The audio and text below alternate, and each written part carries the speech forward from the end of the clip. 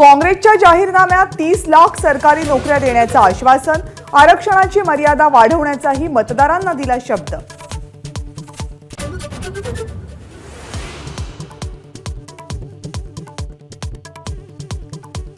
सांगली काँग्रेसचे नेते विशाल पाटील यांना राज्यसभेवर पाठवण्याचा पर्याय विचाराधीन किंवा विधानसभेला उभे राहिल्यास पूर्ण पाठिंबा देण्याचाही पर्याय।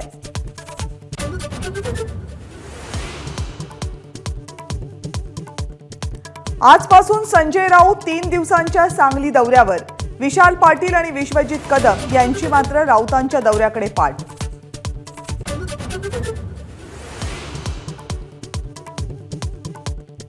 महाविकास आघाडीतल्या जागा वाटपाच्या तिढ्याला अशोक चव्हाण जबाबदार, काँग्रेसच्या काही नेत्यांचा खासगीत बोलताना दावा, चव्हाणांनी सर्व आरोप फेटाळले।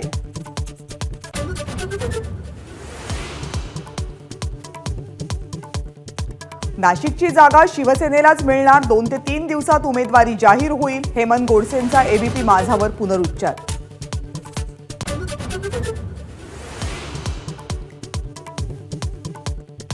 छगन भुजबळ कुटुंबियांकडून नाशिक जिल्हा बँकेचं कर्ज फेडायला सुरुवात, 28 कोटी रुपयांपैकी 6.5 कोटी भरले, उरलेली रक्कम टप्प्याटप्प्यानं फेडणार, उमेदवारीच्या शक्यतेमुळे भुजबळ खबरदारी घेत असल्याची चर्चा।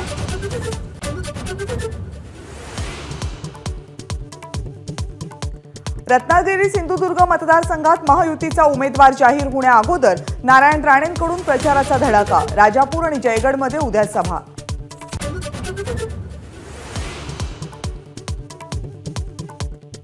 अकोला दौऱ्यात नाना पटोलेंनी जॉनी वॉकरचा केला जबरदस्त अभिनय, वंचित बहुजन आघाडीची सडकून टीका।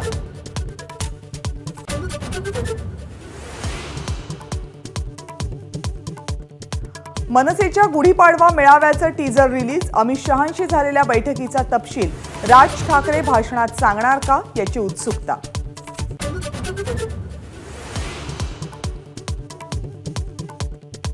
रिझर्व्ह बँकेकडून पतधोरण जाहीर करताना कर्जधारकांना मोठा दिलासा, रेपो रेटमध्ये 6.65% कायम।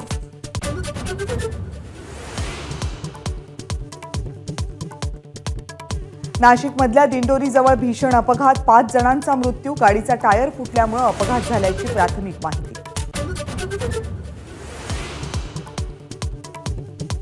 धरणांमधला पाणीसाठा कमी झाल्यामुळे पुणेकरांना फटका, पुण्यामध्ये दररोज हजारो टँकर्समधून सोसायट्यांना पाणीपुरवठा सुरू।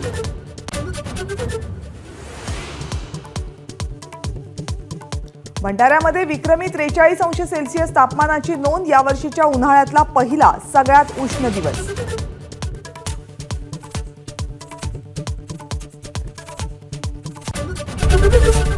एबीपी माझा, उघडा डोळे बघा नीट।